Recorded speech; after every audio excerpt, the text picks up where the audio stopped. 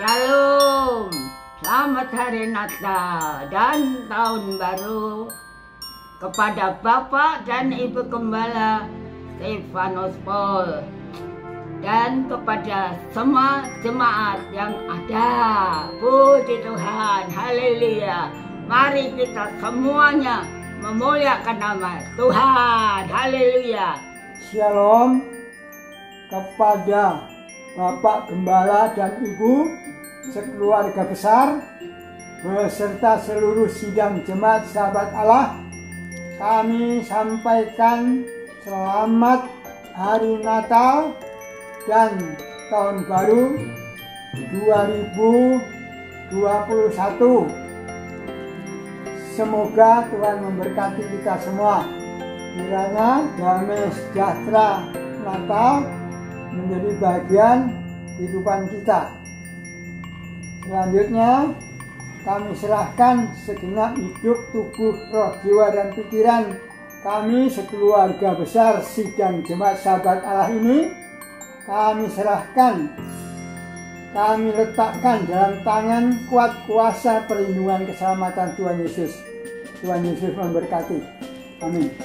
Shalom, saya atas nama keluarga besar Ira mengucapkan selamat Natal dan Tahun Baru 2021 kepada Bapak Gembala dan Ibu Gembala serta seluruh keluarga besar GPD Sahabat Allah.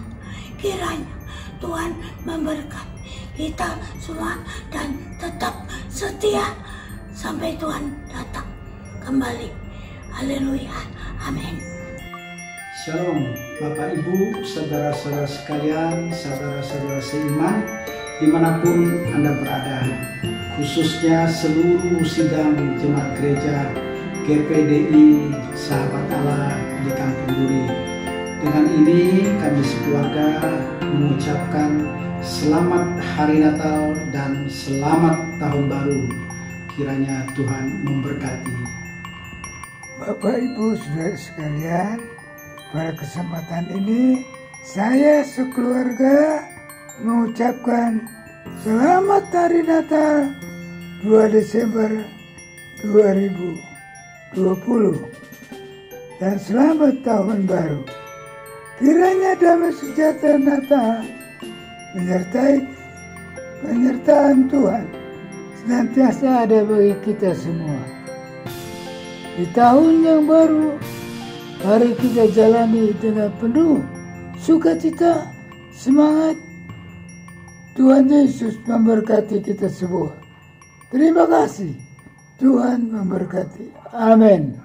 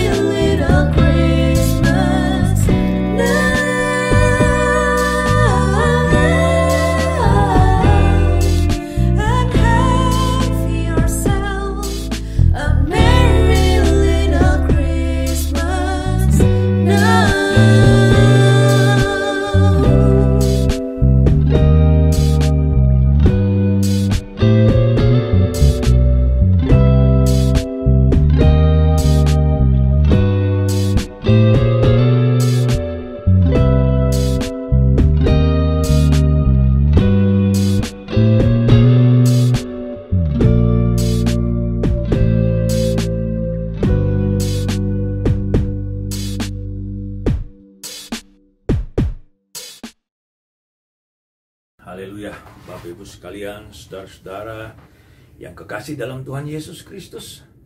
Mari sebelum kita menerima berkat firman Allah pada Natal hari ini, saya undang kita berdoa. Ya Tuhan Allah Bapa di sorga, Tuhan yang kami panggil dalam nama Yesus Kristus, kami ucap syukur pada hari ini Tuhan, di mana kami masih boleh Tuhan merayakan Natal, walaupun dalam keadaan yang terbatas. Namun Tuhan, kami percaya Tuhan, dalam keadaan terbatas ini justru iman kami makin dikuatkan Tuhan. Terima kasih Bapa di sorga, firman Allah akan disampaikan oleh Bapak Gembala kami Tuhan. Tuhan, ada pesan khusus tentunya Tuhan, yang hendak Engkau berbicara dalam situasi yang pandemik ini Tuhan. Tuhan, berikan hikmat bagi Gembala kami, berikan kesehatan, berikan kekuatan Tuhan. Masih ada kesempatan kami untuk menerima berkat firman Allah dari Gembala kami Tuhan. Terima kasih Bapa di sorga, sejauh mana siaran dan suara ini terdengar, biarlah Roh Kudus jamah Tuhan hati-hati yang siap untuk menerima berkat firman Allah Tuhan. Haleluya, haleluya. Bagaikan tanah-tanah yang siap untuk ditaburi berkat firman Allah. Bagaikan bejana-bejana yang siap Tuhan untuk menerima berkat firman Allah. Dan bagaikan rusa yang haus akan firman Allah. Itulah kami Tuhan. Oleh sebab itu Tuhan, berikanlah kesempatan kami sekali lagi untuk menerima berkat firman Allah pada akhir tahun ini. Melalui pesan Natal Tuhan yang akan Engkau berbicara melalui Bapak Gembala kami. Terima kasih Bapa di sorga. Kami siap menerima berkat firman Allah. Dan kami berdoa hanya di dalam nama Tuhan Yesus Kristus, Juru Selamat kami. Haleluya, haleluya. Amin. Shalom Bapak Ibu Saudara sekalian. Selamat pagi. Tuhan memberkati kita. Terima kasih kepada Tuhan yang memberi kesempatan untuk kita berhimpun bersama, beribadah bersama, walaupun hanya melibatkan online. Tapi kita percaya bahwa Tuhan ada bersama pada kita, dimanapun kita berada. Dan tidak lupa mengucapkan selamat hari Natal, dan menyambut tahun baru, tahun 2000 dan 2020 ini. Puji Tuhan. Mari kita gunakan waktu sedikit untuk merenungkan kebenaran firman Allah. Saya beri tema firman Allah yaitu mengenai namakan Dia Yesus. Kita ambil ayat pokok kita, Matius pasal 1 ayat 18 sampai 25 sampai 23 saja, atau 21 ya. Matius yang pertama ayat yang ke-18 sampai yang ke-21. Kelahiran Yesus Kristus. Kelahiran Yesus Kristus adalah seperti berikut. Pada waktu Maria ibunya bertunangan dengan Yusuf, ternyata ia mengandung dari Roh Kudus sebelum mereka hidup sebagai suami istri. Karena Yusuf suaminya seorang yang tulus hati dan tidak mau mencemarkan nama istrinya di muka umum, ia bermaksud menceraikannya dengan diam-diam. Tetapi ketika ia mempertimbangkan maksud itu, malaikat Tuhan nampak kepadanya dalam mimpi dan berkata, "Yusuf anak Daud, janganlah engkau takut mengambil Maria sebagai istrimu, sebab anak yang di dalam kandungannya adalah dari Roh Kudus.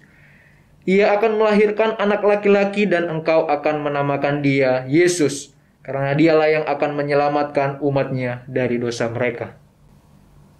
Begitu kita dapat mendengar firman Allah. Namakan Dia Yesus.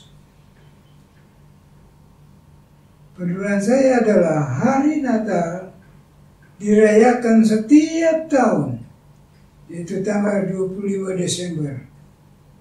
Tiap-tiap tahun. Dengan berbagai-bagai cara kita rayakan.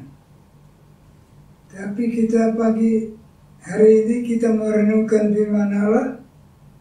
Kita ingin mengerti apa makna atau arti yang sesungguhnya mengenai Natal, agar kita menarik keuntungan dalam pengertian kita itu, agar kita rayakan Natal bukan hanya seperti biasa, tetapi kita rayakan Natal lebih bergiat lagi, seperti para malaikat merayakan hari kelahiran Yesus. Kalau kita baca dalam Lukas pasal 2 ayat 8 sampai ayat 15, kita akan kita lihat kegiatan dari malaikat merayakan hari Natal. Lukas 2 ayat yang ke-8 sampai 15. Gembala-gembala. Di daerah itu ada gembala-gembala yang tinggal di padang menjaga kawanan ternak mereka pada waktu malam. Tiba-tiba berdirilah seorang malaikat Tuhan di dekat mereka, dan kemuliaan Tuhan bersinar meliputi mereka, dan mereka sangat ketakutan. Lalu kata malaikat itu kepada mereka, "Jangan takut, sebab sesungguhnya aku memberitakan kepadamu kesukaan besar untuk seluruh bangsa. Hari ini telah lahir bagimu juru selamat, yaitu Kristus Tuhan di kota Daud. Dan inilah tandanya bagimu, kamu akan menjumpai seorang bayi dibungkus dengan lampin dan terbaring di dalam palungan." Dan tiba-tiba tampaklah bersama-sama dengan malaikat itu sejumlah besar bala tentara sorga yang memuji Allah, katanya, "Kemuliaan bagi Allah di tempat yang maha tinggi, dan damai sejahtera di bumi di antara manusia yang berkenan kepadanya." Setelah malaikat-malaikat itu meninggalkan mereka dan kembali ke sorga, gembala-gembala itu berkata seorang kepada yang lain, "Marilah kita pergi ke Bethlehem untuk melihat apa yang terjadi di sana, seperti yang diberitahukan Tuhan kepada kita." Nah, saudara-saudara, kita lihat tadi diceritakan bahwa waktu mereka merayakan Natal, hari lahir dari Yesus Kristus, begitu giat memberitakan kepada yang lain. Begitulah kiranya. Kalau kita mengerti apa arti daripada kelahiran Yesus ini. Baik, pertama kita melihat bahwa adalah kehebatan, keistimewaan dari Natal itu. Ini yang kita renungkan bersama. Apa arti Natal itu pada kita sekalian? Natal dirayakan mulai dari Yesus dikandung sampai Yesus dilahirkan. Maka diberitakan oleh Allah sendiri. Itu kita baca dalam Lukas pasal 1 ayat 26-27. Lukas pasal 1 ayat yang ke-26 sampai ke-27, perikop pemberitahuan tentang kelahiran Yesus.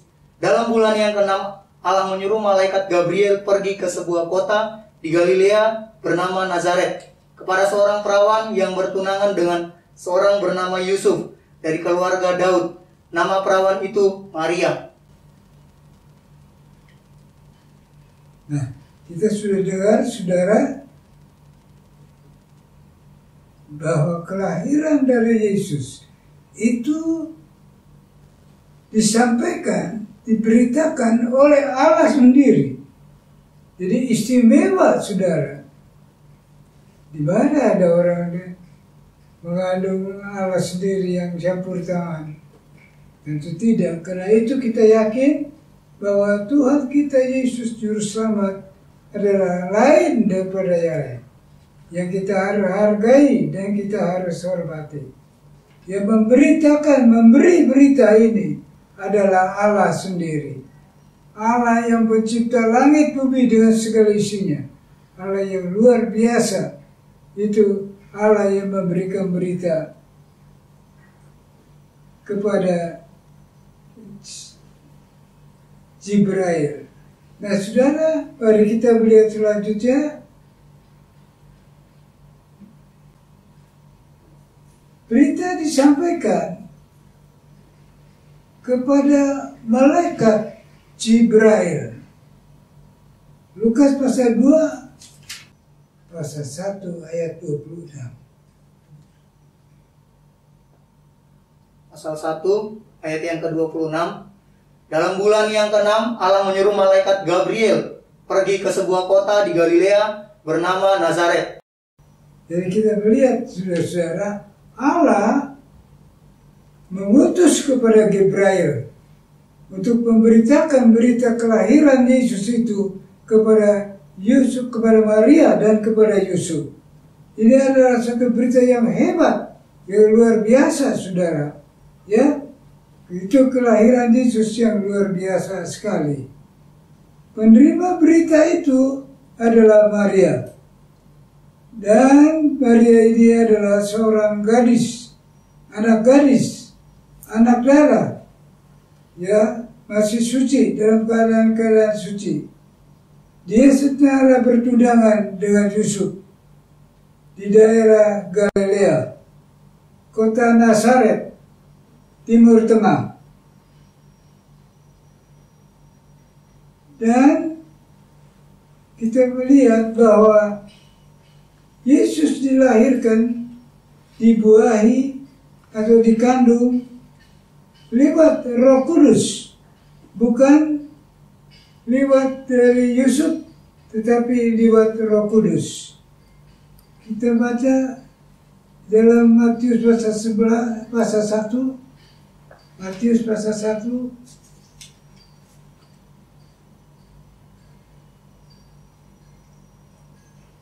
ayat 20 bagian B.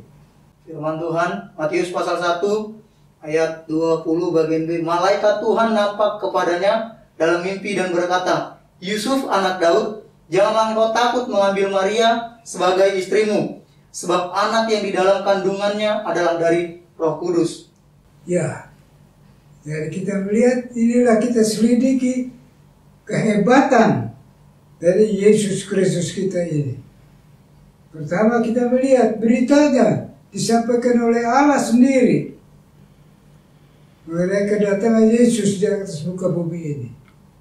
Dan tujuan dari kedatangan Yesus pun kita sudah lihat bahwa namanya pun sudah ditentukan, namanya Yesus Kristus. Dan Yesus ini adalah penyelamat, pengampun dosa dari umatnya.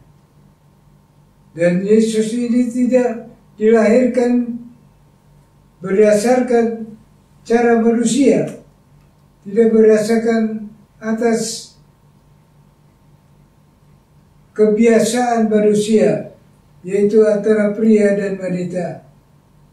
Maka kita melihat di sini kelahiran dari Yesus adalah melalui Roh Kudus, bukan melalui Yusuf, tetapi melalui Roh Kudus. Lalu kita melihat nama yang dikandung itu, diberikan nama Yesus. Matius pasal 1 ayat 21 tadi kita melihat di sini. Firman Tuhan, Matius pasal 1 ayat yang ke-21, ia akan melahirkan anak laki-laki dan engkau akan menamakan dia Yesus, karena dialah yang akan menyelamatkan umatnya dari dosa mereka. Nah, kita melihat saudara bahwa nama ini pun tidak diberikan oleh Yusuf, tetapi diberikan oleh Allah sendiri. Nama ini dengan artinya, nama anak yang dikandung, dilahirkan itu, namakan dia Yesus, yang arti namanya itu ialah Allah, yaitu Yesus itu, karena dialah yang akan mengampuni atau menyelamatkan umatnya dari dosa mereka. Kita sudah lihat ayat itu. Lalu kita bertanya, apa arti kata dosa? Menurut kamus saya baca, dosa itulah perbuatan yang melanggar hukum, baik hukum negara maupun hukum Allah. Ya, seperti manusia jatuh dalam dosa, telah melanggar hukum Allah, sehingga itu berbuat dosa. Nah saudara, itu arti kata dosa, keluar daripada kebenaran Allah. Pertanyaan, apakah ada manusia di dunia ini berdosa? Apakah ada manusia yang berdosa di bumi ini? Alkitab menunjukkan ada. Marilah kita lihat di dalam Roma pasal 3 ayat 23. Roma pasal yang ketiga ayat yang ke-23, begini firman Tuhan. Karena semua orang telah berbuat dosa dan telah kehilangan kemuliaan Allah. Alkitab menjelaskan bahwa semua orang telah berbuat dosa. Sejak kapan itu, saudara? Sejak manusia yang pertama, Adam dan Hawa, nenek moyang kita. Allah melarang jangan memakan makanan buah yang sudah dilarang oleh Allah. Tapi kita melihat manusia telah dijebak oleh iblis sehingga buah yang dilarang itu dimakan. Nah, disitulah letaknya dosa, merupakan pelanggaran apa yang Allah larang manusia lakukan. Itu artinya dosa, dan akibatnya pun besar. Akibatnya di dalam pasal yang ketiga, pasalnya ke-6 ayat 23, dalam Roma pasal 6 ayat 23. Akibatnya dari dosa ini.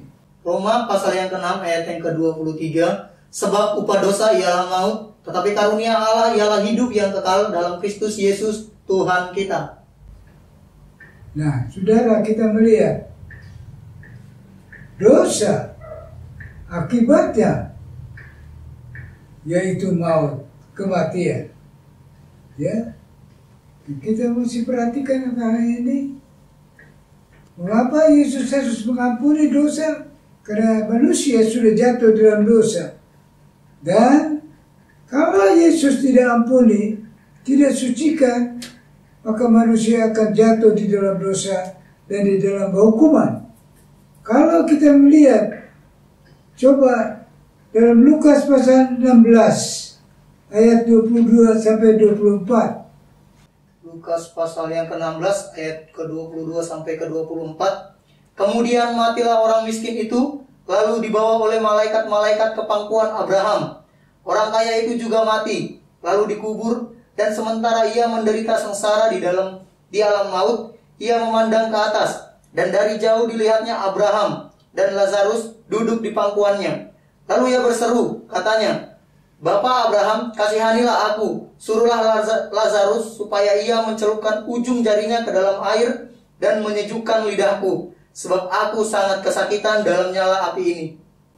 Nah, kita lihat, saudara, kita memberi contoh kepada kita. Bila orang masuk neraka, mereka akan masuk di dapur api. Dan tidak ada kesempatan untuk berhenti.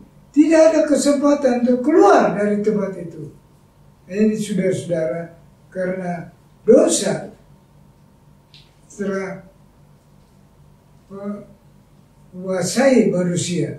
Karena itu, marilah kita memperhatikan supaya kita dapat hidup dalam kesucian, lepas dari segala dosa. Mari selanjutnya kita melihat, saudara. Ada pertanyaan, apakah ada jalan untuk pengampunan dosa? Ada pertanyaan, apakah ada jalan untuk manusia terlepas dari dosa? Kita membaca jawaban, ada yang Tuhan sediakan bagi manusia. Di dalam Yesaya 1 ayat 18 kita membaca apa yang dikatakan Tuhan dalam Yesaya pasal 1 ayat 18. Yesaya pasal yang pertama ayat yang ke-18, firman Tuhan, marilah baiklah kita berperkara firman Tuhan, sekalipun dosamu merah seperti kirmisi akan menjadi putih seperti salju, sekalipun berwarna merah seperti kain kesumba akan menjadi putih seperti bulu domba. Nah, kita melihat, saudara, ada kemurahan Tuhan. Ada jalan untuk keampunan dosa. Dengar suara Tuhan.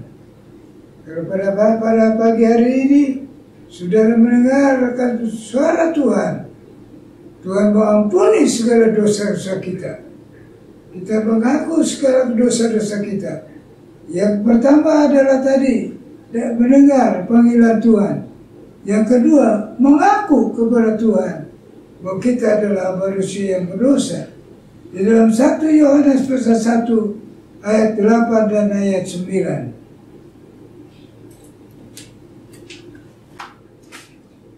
1 Yohanes 1 ayat yang ke-8 sampai yang ke-9 firman Tuhan. Jika kita berkata bahwa kita tidak berdosa, maka kita menipu diri kita sendiri dan kebenaran tidak ada di dalam kita. Jika kita mengaku dosa kita, maka Ia adalah setia dan adil, sehingga Ia akan mengampuni segala dosa kita dan menyucikan kita dari segala kejahatan.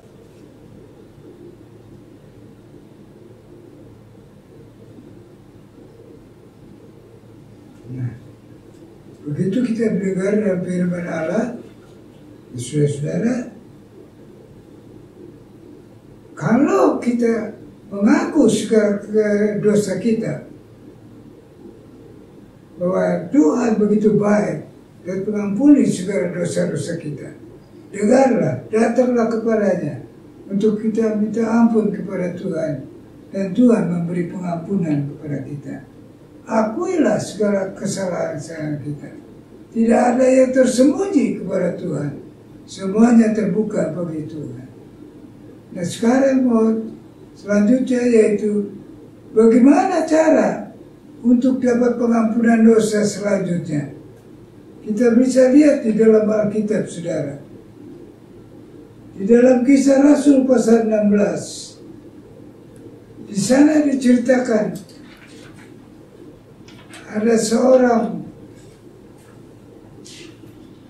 kepala penjara. Kita boleh baca pasal-pasal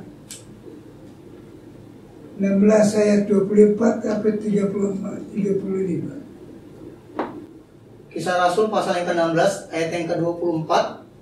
Sesuai dengan perintah itu, kepala penjara memasukkan mereka ke ruangan penjara yang paling tengah dan membelenggu kaki mereka dalam pasungan yang kuat. Tetapi kira-kira tengah malam, Paulus dan Silas berdoa dan menyanyikan puji-pujian kepada Allah, dan orang-orang hukuman lain mendengarkan mereka. Akan tetapi terjadilah gempa bumi yang hebat, sehingga sendi-sendi penjara itu goyah. Dan seketika itu juga terbukalah semua pintu dan terlepaslah belenggu mereka semua. Ketika kepala penjara itu terjaga dari tidurnya dan melihat pintu-pintu penjara terbuka, ia menghunus pedangnya hendak membunuh diri, karena ia menyangka bahwa orang-orang hukuman itu telah melarikan diri. Tapi Paulus berseru dengan suara nyaring, katanya, "Jangan celakakan dirimu, sebab kami semuanya masih ada di sini." Kepala penjara itu menyuruh membawa suluh, lalu berlari masuk, dan dengan gemetar tersungkurlah ia di depan Paulus dan Silas. Ia mengantar mereka keluar sambil berkata, "Tuan, apakah yang harus aku perbuat supaya aku selamat?" Jawab mereka, "Percayalah kepada Tuhan Yesus Kristus dan engkau akan selamat, engkau dan seisi rumahmu." Lalu mereka memberitakan firman Tuhan kepadanya dan kepada semua orang yang ada di rumahnya. Pada jam itu juga kepala penjara itu membawa mereka dan membasuh bilur mereka. Seketika itu juga ia dan keluarganya memberi diri dibaptis. Lalu ia membawa mereka ke rumahnya dan menghidangkan makanan kepada mereka. Dan ia sangat bergembira bahwa ia dan seisi rumahnya telah menjadi percaya kepada Allah. Begitu kita membaca dalam Alkitab, saya yakin bahwa hal ini bukan saja ditulis oleh Alkitab, tetapi Alkitab mempunyai rencana, boleh didengar oleh setiap kita. Bagaimana kita dapat diampuni dari segala dosa? Bagaimana caranya? Di sini diceritakan seorang kepala penjara. Kepala penjara suatu dia menjaga orang-orang yang di dalam penjara. Termasuk ada pendeta juga, ada 2 pendeta yang terjadi ini ada di kota Filipi. Pendeta itu Paulus dan Silas. Ya saudara, Paulus dan Silas tertangkap dan terus dimasukkan di dalam penjara. Keadaan mungkin pada waktu itu mulai sore, sehingga tidak ada pemeriksaan lebih jauh. Paulus dan Silas dimasukkan ke dalam penjara yang terdalam sekali, dengan maksud supaya mereka tidak lari. Nah saudara, maka kita melihat kepala penjara ini, dia pikir sudah aman, dia tidur. Pada tengah malam Allah bekerja. Allah buat gempa bumi. goyang semua. Dan penjara terbuka sama sekali. Dan saudara, dan semuanya orang pada ada di situ, ya ada kesempatan buat lari. Nah kalau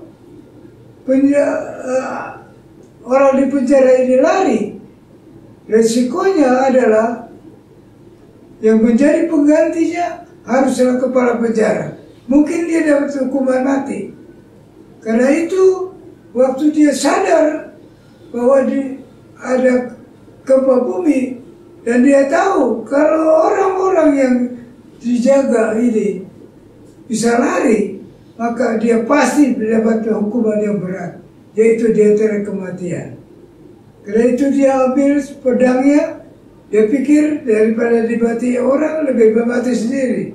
Karena itu dia coba ambil pedangnya, tapi syukur kemurahan Tuhan bahwa sebelum dia gunakan pedangnya itu, Rasul Paulus melihat, dia berkata, "Hei," di dalam ayat berapa tadi dikatakan?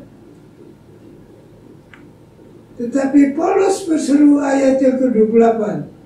Tetapi Paulus berseru dengan suara nyaring, katanya, "Jangan celakakan dirimu, sebab kami semuanya masih ada di sini. Jangan bunuh dirimu. Kalau engkau bunuh dirimu, engkau berdosa, dan engkau akan masuk neraka." Ini dikatakan oleh Rasul Paulus. Tapi syukur Tuhan memberi kemurahan bahwa kepala penjara ini sadar. Lalu kita melihat kepala penjara itu menyuruh bawa suluh. Ayat 29, coba 29 kita dengar. 29, kepala penjara itu menyuruh membawa suluh, lalu berlari masuk, dan dengan gemetar tersungkurlah ia di depan Paulus dan Silas. Lalu ayat yang 30 kita dengar. Ia mengantar mereka keluar sambil berkata, "Tuhan, Tuhan, apakah yang harus aku perbuat supaya aku selamat?" Nah ini saudara, ini yang bagus untungnya daripada kepala penjara ini. Dia bertanya, "Bapak-bapak, Paulus, Silas, apa yang aku harus perbuat supaya aku selamat, supaya aku tidak masuk neraka?" Maka kita melihat selanjutnya dikatakan ayat 31. Ayat yang ke-31, jawab mereka, "Percayalah kepada Tuhan Yesus Kristus, dan engkau akan selamat, engkau dan seisi rumahmu."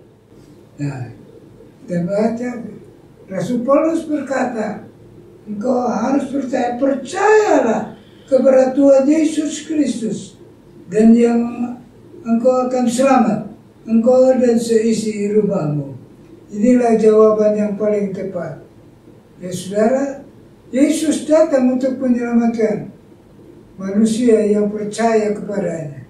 Sebab itu kepala penjara ini terus percaya, menyerahkan diri kepada Tuhan. Dan ayat yang selanjutnya kita melihat,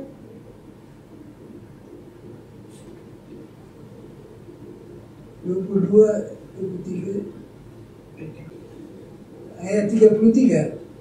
Ayat 33, pada jam itu juga kepala penjara itu membawa mereka dan membasuh bilur mereka. Seketika itu juga ia dan keluarganya memberi diri dibaptis. Ini langkah-langkah untuk pengampunan dosa. Bukan saja mau pengakuan, tetapi ada pelaksanaan. Kepala penjara ini terus dibawa untuk dibaptiskan, supaya menjadi satu manusia yang baru, manusia yang disucikan oleh Tuhan. Nah saudara-saudara, barangkali di antara saudara, antara famili saudara dan lain-lain yang belum percaya kepada Yesus, bawalah mereka, ajaklah mereka, biar mereka percaya kepada Yesus, karena Yesus saja juru selamat, tidak ada nama lain. Di dalam Kisah Rasul 4 ayat 12, coba kita baca apa yang dikatakan oleh firman Allah. Kisah Rasul 4 ayat yang ke-12, firman Tuhan, Dan keselamatan tidak ada di dalam siapapun juga selain di dalam Dia, sebab di bawah kolong langit ini tidak ada nama lain yang diberikan kepada manusia yang olehnya kita dapat diselamatkan. Ya, itu Alkitab mengatakan tidak ada nama lain. Sebab itu waktu Yesus lahir diberi nama Yesus, yang artinya Ia menyelamatkan umatnya dari dosa mereka. Nah, dengan bagaimana caranya? Percayalah kepada Yesus. Ikutilah apa yang ditentukan atau apa yang diatur. Harus dibaptis, ikut dalam baptisan. Tidak ada nama lain. Jadi dalamnya kita beroleh selamat. Dan kita, saudara-saudara, begitu marilah kita percaya kepada Tuhan, supaya kita dapat selamat. Selanjutnya, kita melihat dari manusia. Setelah kita dibaptis, maka kita menjadi manusia baru. Manusia yang sudah disucikan oleh Tuhan. Kita baca di dalam 2 Korintus pasal 5 ayat 17 sampai 21. Jadi siapa yang ada di dalam Kristus, ia adalah ciptaan baru. Yang lama sudah berlalu, sesungguhnya yang baru sudah datang. Dan semuanya ini dari Allah, yang dengan perantaran Kristus telah mendamaikan kita dengan dirinya, dan yang telah mempercayakan pelayanan pendamaian itu kepada kami. Sebab Allah mendamaikan dunia dengan dirinya oleh Kristus dengan tidak memperhitungkan pelanggaran mereka. Ia telah mempercayakan berita pendamaian itu kepada kami. Jadi kami ini adalah utusan-utusan Kristus, seakan-akan Allah menasihati kamu dengan perantaran kami. Dalam nama Kristus kami meminta kepadamu, berilah dirimu didamaikan dengan Allah. Dia yang tidak mengenal dosa telah dibuatnya menjadi dosa karena kita, supaya dalam Dia kita dibenarkan oleh Allah. Jelas, saudara, saya tidak usah bicarakan banyak, tapi Alkitab sudah bicara sedemikian rupa bahwa Yesus datang hanya untuk menyelamatkan umatnya. Umatnya yang bagaimana? Yang dengar-dengaran, yang mau menyerahkan hidupnya kepada Tuhan, yang mau percaya kepada Tuhan. Nah, kita melihat, maka kita dijadikan baru. Kalau kita sudah menjadi orang percaya, kita menjadi orang baru, menjadi anak-anak Tuhan. Dan kalau kita menjadi anak Tuhan, betapa indahnya, saudara. Doa-doa kita pun dapat didengar. Kalau kita berdoa di dalam nama Yesus, maka Yesus mendengar doa-doa kita. Coba kita baca Yohanes pasal 14 ayat 13. Yohanes pasal 14 ayat yang ke-13, firman Tuhan. Dan apa juga yang kamu minta dalam namaku, aku akan melakukannya, supaya Bapa dipermuliakan di dalam Anak. Nah, kita menjadi orang percaya, orang yang didengar oleh Tuhan. Mengapa? Karena Yohanes pasal 1 ayat 12, kita sudah menjadi anak-anak Allah. Orang percaya itu menjadi anak-anak Allah. Yohanes 1 ayat 12 kalau tidak salah. Yohanes 1 ayat yang ke-13, 12 firman Tuhan. Tetapi semua orang yang menerimanya diberinya kuasa supaya menjadi anak-anak Allah, yaitu mereka yang percaya dalam namanya. Nah, saudara, luar biasa.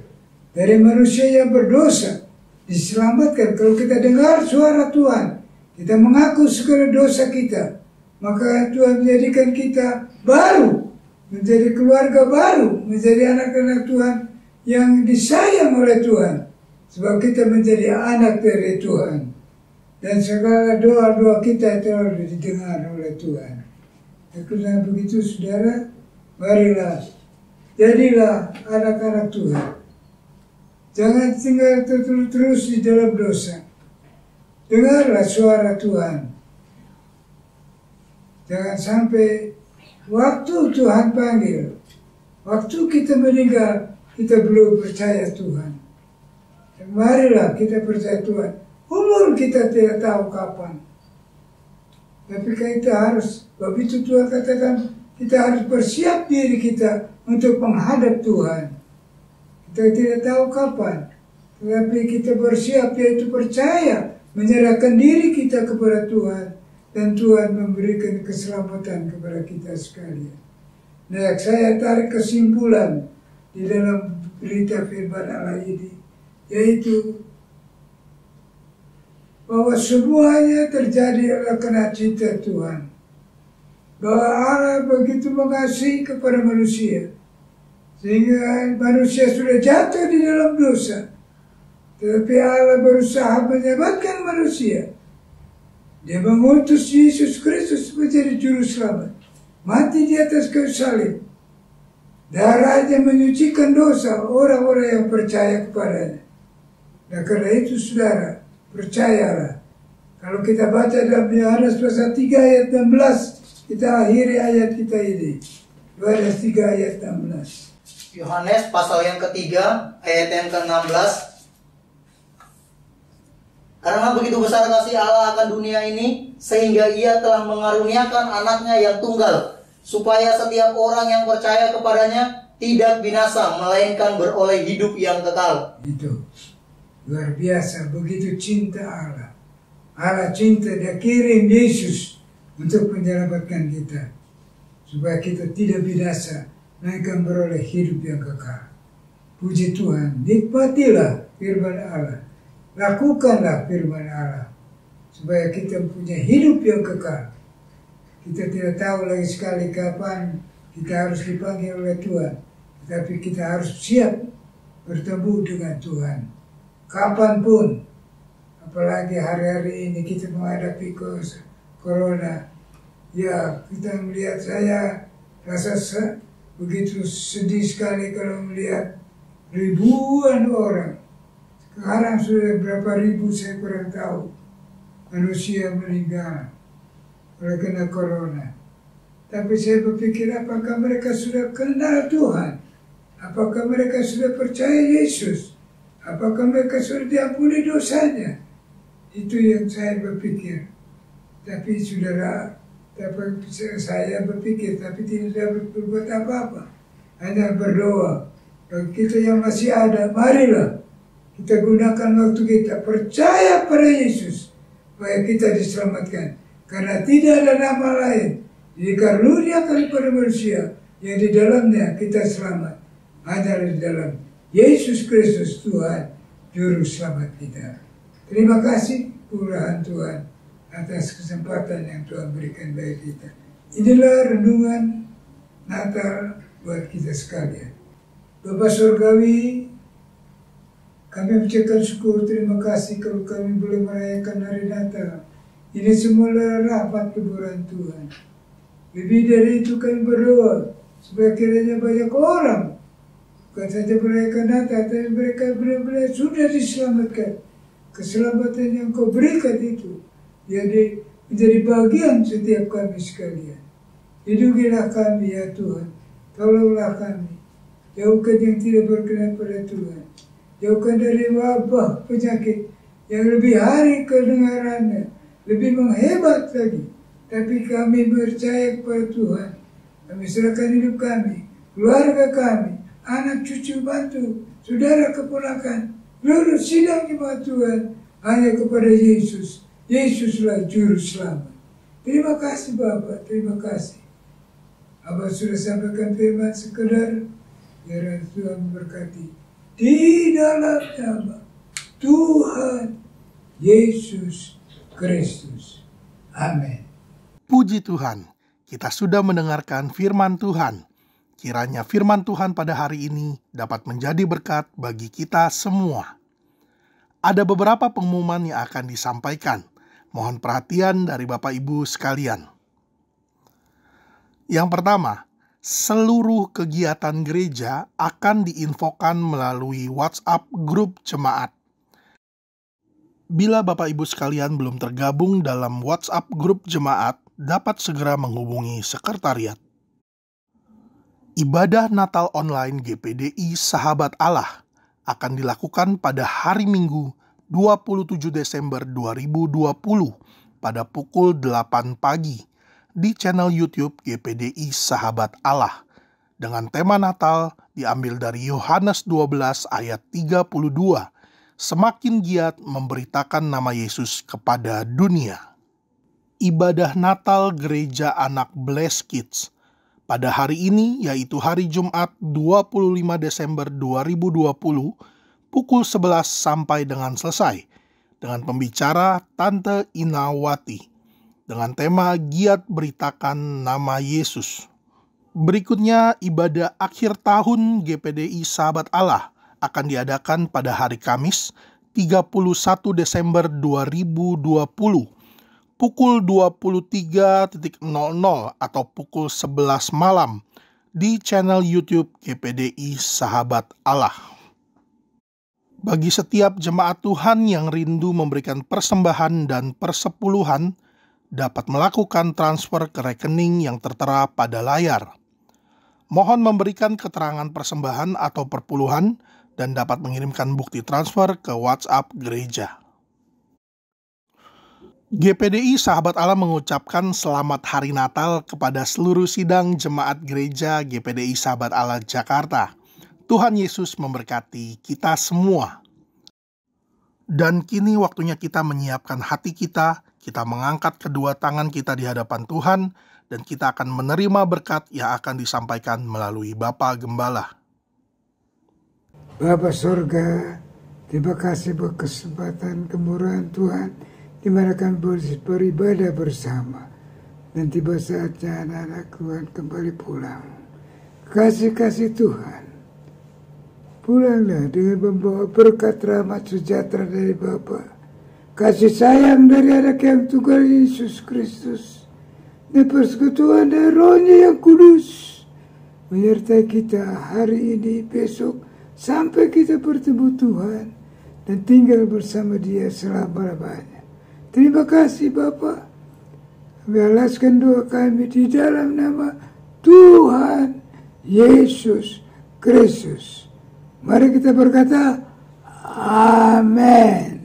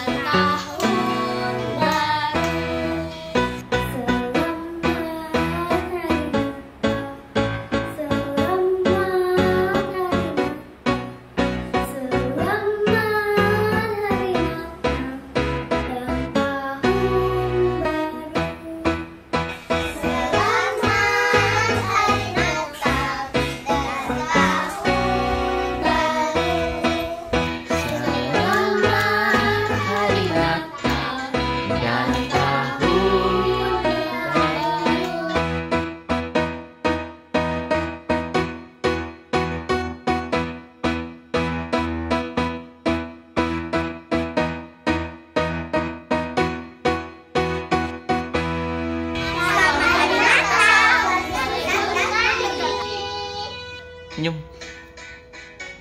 Bye bye gitu.